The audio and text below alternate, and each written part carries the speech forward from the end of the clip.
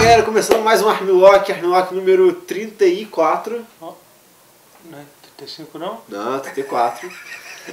A gente vai falar sobre o UFC On Versus ou UFC Live. Ele tem dois nomes, eu sempre me confundo. Mas é um desses dois. Por quê? Não sei por quê. Por quê? Eu não sei. Eu acho que é porque quando o On Versus anuncia, ele anuncia como On Versus, porque é no canal Versus. Mas e o UFC Live? É porque é ao vivo. Todos os UFC são ao vivo. Enfim, foi o evento com o Cheick Kongo contra o Pat Barry como luta principal. Aconteceu fim de semana passado, sábado, dia eu me esqueço. Não foi sábado, já começou errado. Ah, é verdade, Foi foi domingo, dia 26. 6. E foi um evento surpreendente bom, né? Surpreendentemente bom, né? Às vezes, como o Cristiano gosta de dizer, os lutadores desconhecidos que fazem as melhores lutas. É verdade. Né? Eu sou o Osiris. Eu sou o Gustavo. Eu sou o Gabriel. Que jogada de cabelo foi essa? Fiuk. Que lança. Aliás, eu tenho uma reclamação para o Facebook. Eu não sei quem faz isso. Eu fiquei muito puto quando eu estava assistindo as lutas preliminares no Facebook, porque eles anunciaram que ia passar todas as lutas no Facebook e por alguma razão para o Brasil eles só passaram 2 lutas. Só pro Brasil? Não sei se para outros lugares também, mas pro Brasil eu sei que eu prefiro sentir que foi perseguição contra a gente. É porque, enfim, não, no resto nos Estados Unidos eu sei que passou todas as passou aqui, mas no Brasil não passou, e era justamente essa luta que ia passar, ia ser a terceira luta da noite que eu não consegui ver ao vivo por causa de você, Facebook, o Zuckerberg.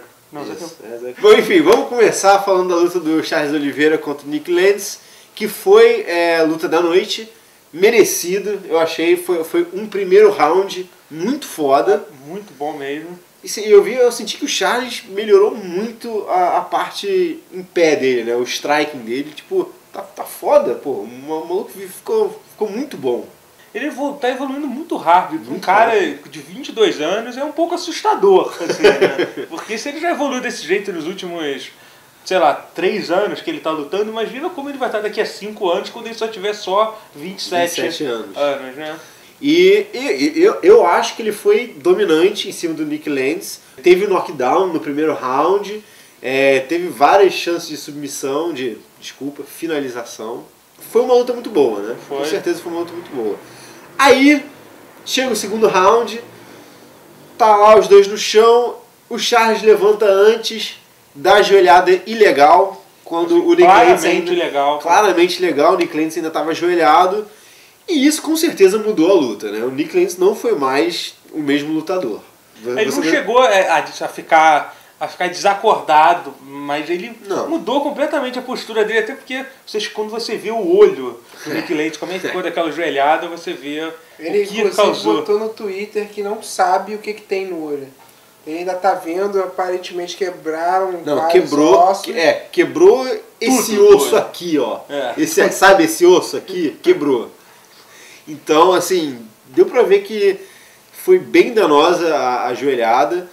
E, assim, depois daquilo o Nick Lentz estava só sobrevivendo mesmo. E deu a chance do Charles finalizar com o mata-leão. Aí entra a questão, foi culpa do Charles?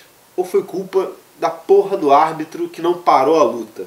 Não, eu acho que a culpa do Charles teria sido se ele tivesse dado intencionalmente a joelhada. O que eu acho que não aconteceu, pra mim foi uma joelhada...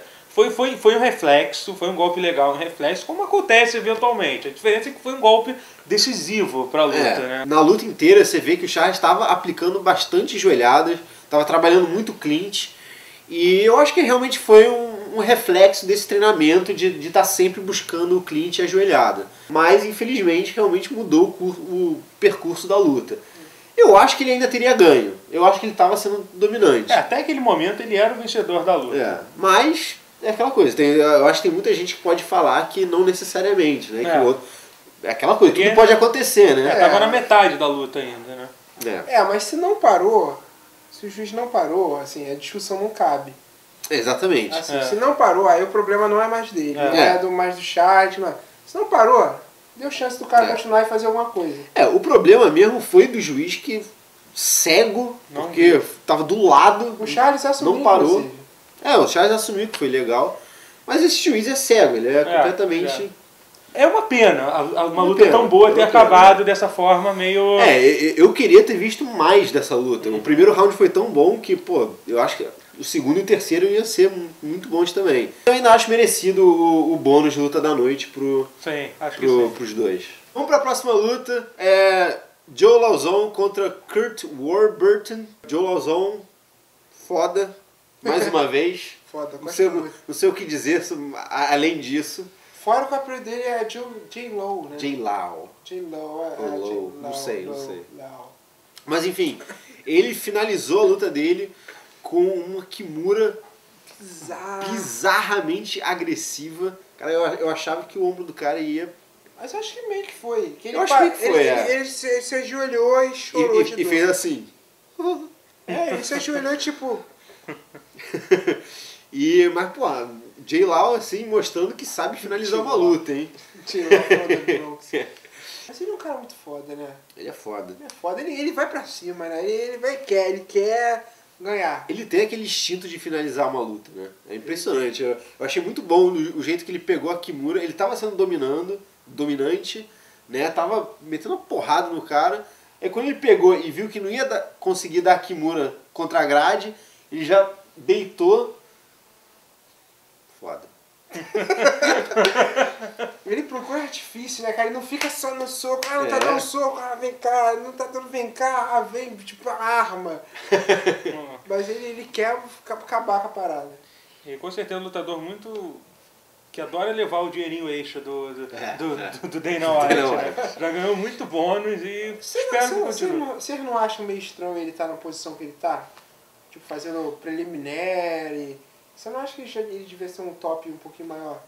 Eu acho que sim. O problema dele é que ele não teve uma vitória contra uma pessoa decisiva recentemente. Até essa vitória mesmo, eu achei que ele estava lutando contra uma pessoa de nível muito baixo, Kurt Warburton. Ele devia estar lutando contra gente melhor. Ele teve a chance dele contra o Sotiropoulos e perdeu. Mas antes do Sotiropoulos... Mas perdeu muito parilho, cara. Foi assim, mas ele precisa ter uma vitória decisiva. Quando ele ganhar de um cara... Não, decisiva contra alguém de alto nível. Porque decisiva ele já teve várias. Mas ele tem que ganhar de um cara bom, assim, um cara ranqueado no top 10, assim. Aí sim eu acho que ele entra fácil, porque não digo fácil, porque a gente está falando novamente da categoria do peso leve do UFC, que é a categoria mais sobrecarregada de lutadores também. Mas eu concordo com você que ele está numa posição esquisita, né? Porque ao mesmo tempo que você vê que ele é um cara de muita alta qualidade, ele não conseguiu ainda se estabelecer como top dos tops, né? Então... eu acho que falta sequência de vitória para ele. Com certeza.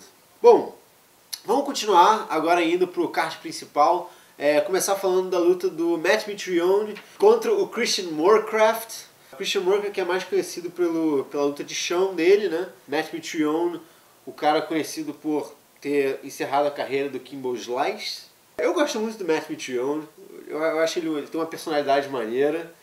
E ele é muito rápido para um peso pesado, né, cara? O Matt Mitrione, ele já teve uma carreira na NFL, né, antes de ser lutador, então ele é um cara muito atlético, assim, né? E acho que a luta foi mais ou menos ele controlando a trocação em pé, usando essa velocidade dele contra o Christian Morecraft, parecia que estava lutando em câmera lenta também. Ele lutou o jogo dele, né? Enquanto ele tinha que manter a luta em pé, o Christian Morecraft tinha que levar a luta pro chão, que ele só conseguiu fazer uma vez, e eu acho que ele já estava tão cansado e tão ferrado de soco que ele não fez nada e o juiz mandou levantar. Então eu acho que o Mitrione fez a luta certa e no final conseguiu um nocaute bem legal, e nem foi pro ground and pound, né? Só deu aquele gancho, olhou pro cara e andou pra fora já, pediu braço levantado, já com o braço levantado, foi um nocaute bonito. Eu acho que se não tivesse do Shake Congo, eu acho que ele levava o nocaute da noite. Vamos falar da luta... Qual luta mesmo? Seria... Pois é. Seria a luta principal, e aí virou a segunda luta principal. Mó rolo. Ia ser a luta do Nate Marquardt contra o Rick Story. Não, na verdade, antes de ser essa luta, ia ser a luta do Nate Marquardt contra o Anthony Johnson. Que se machucou. Aí entra o Rick Story e agora, no dia antes, no dia da pesagem, uma hora antes da pesagem, parece. O Nate Marquardt não foi... Os médicos não deixaram ele lutar por algum problema médico que não tinha sido explicado ainda. E aí, em vez do Nate Marquardt, entrou o Charlie Brenneman, que é um cara que bem pouco conhecido. Ele iria lutar no card preliminar contra um lutador que se machucou também. Então ele estava sem adversário. Pois é, então aí resumindo a história, botaram ele para lutar no card principal e na segunda luta principal, né? Da noite. Então, assim, com certeza uma oferta que ele não poderia recusar, não recusou e lutou contra o Rick Story. Tá, beleza. Complicada a história. Antes de falarmos da luta, a gente tem que falar o que aconteceu com o Nate Marquardt. Por que ele saiu e por que ele foi demitido do UFC. Porque depois disso tudo, ele foi demitido do UFC. Sumariamente. Na hora. É claro que é aquela coisa, né? Só porque o Dana fala que você não vai mais lutar no UFC, não quer dizer que seja verdade. Né? Mas enfim, foi demitido do UFC e depois saiu que ele estava fazendo tratamento de hormônio. Vira mulher? Parece, né? Parece, né? História curta. Ele estava com testosterona baixa, fez um tratamento para aumentar o nível de testosterona. O nível de testosterona aumentou demais. E aí ele teve que ser cortado de lutar porque estava com testosterona alta. A história é muito parecida com a do Chael Sonnen, que foi mais ou menos pela mesma razão que ele não foi liberado do doping. Né? Agora, uma coisa interessante é que o Chael Sonnen em nenhum momento foi demitido do UFC por causa disso. Até hoje não. Até hoje... Volta aquele mesmo que a gente falou no do Michael. Exatamente. Que, o cara rouba, toma hormônio, deca... come crianças e tá lá. Tá lá no UFC. Ainda oferece Ultimate Fighter pra ele. Pois é. Mas o problema do Marquardt é que ele já era reincidente. Ele já tinha sido pego por doping no UFC anteriormente. E acho que o Dana White faz a filosofia de se errar uma vez, tudo bem, errar duas vezes, não rola mais. Mas é esquisito, porque o Dana falou assim, cara, eu nunca me senti tão enojado uma atitude dessas, assim, eu não quero nunca mais olhar pra cara do Nate na minha vida. Se ele for homem, ele que assuma o que ele fez. Tá, ele se dopou. É tão sério assim? Não, claro, essa foi a defesa do Marquardt foi que ele estava fazendo um procedimento totalmente legal, né?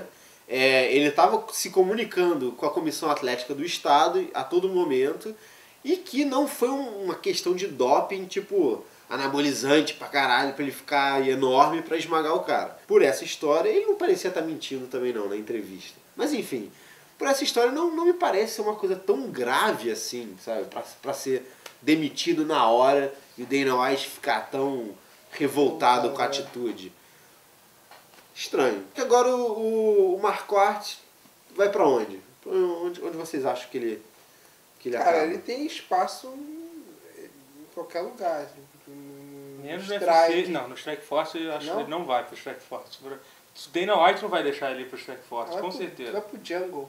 Não, ele tem vários, tem uns eventos na Inglaterra, o BEMA, que é grande, ele tem bastante. Tem o Bellator, tem outros eventos. Aliás, o Ben Askren, que é o campeão meio médio do Bellator, já desafiou o Nate Marquardt, né? Já falou pelo Twitter lá que, você... como é que é? Você... covarde, ladrão. Você é um covarde, ladrão, sei lá o quê. Vem pra cá que eu vou te... Que é uma ótima coisa pro lado do Ben Askren, que e se do lutar Bellator também. Então, jogado promocional querendo chamar atenção, né? O que eu acho que seria uma luta interessante. Eu acho que o Marquardt ia esmagar ele, mas... Mas enfim, essa é a situação do Nate Marquardt por enquanto.